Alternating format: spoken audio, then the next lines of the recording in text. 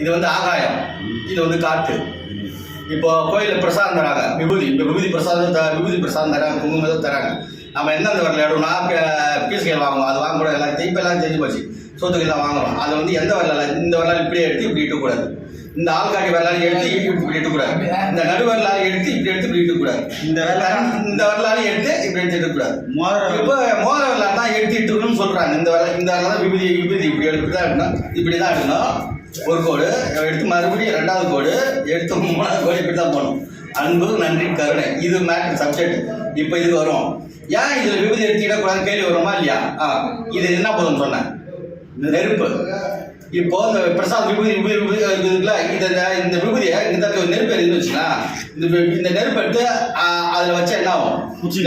நெருப்பு அது நிற்குமா? நிறைய நிற்குமா?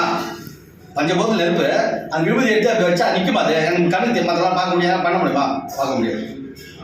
நெருப்பு அதை எடுத்து ஒரு தொட்டு வைக்கக்கூடாது. ஒன்று வச்சா இதை வச்சாலும் உடம்புக்கு, ஆனால் நிறைய பேர் சொல்லுவாங்க வச்சா உடம்பு கெடுதி, நோய் உண்டாகும், உடம்பு ஹீட் ஆகும் அப்படின்னு சொல்லுவாங்க.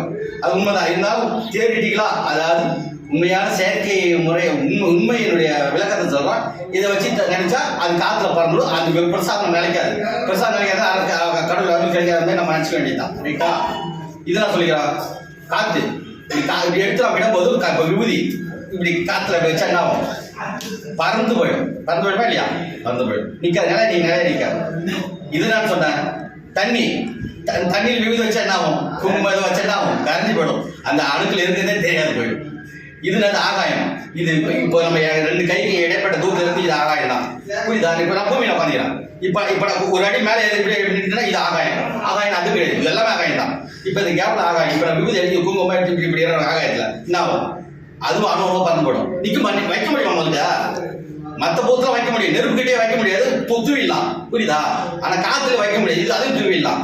ஆகாயத்தையும் வைக்க முடியும். அதோட சூட்சம், ரொம்ப சூட்சமான இதுதான் ஆகாயம். ஓகேவா? அதுலயும் வைக்க முடியாது. ஆனால் எதில் வைக்க முடியும்? பூமி. மண்ணில் எடுத்து இப்படி வச்சா நிற்குமா நிற்காதா? தெரியும், நம்ம கண்ணுக்கு தெரியும். இப்படி எடுத்து வச்சா நிற்குமான்னு நிற்குமா நிற்காதா? இந்த விரல மோதிர விரல் ஆக்கண்டு மண் போதும். இதை எடுத்து நம்ம வச்சோம்னா அது நம்ம உடம்பு மண்ணாலான உடம்பு தான். நம்ம பஞ்சபூதத்தில் இது சரீரம் தான் மண்ணுன்னுவாங்க. அதுதான் நம்ம இப்படி வச்சு நிற்கிறோம். எந்த ஒரு பொருளும் மண்ணு தான் போகுது. ரைட், ஓகேவா? டீ போடாமல் மண்ணு தான் போமாயா? அதான் நண்பா. டீக்கை பண்ணுறது நண்பா.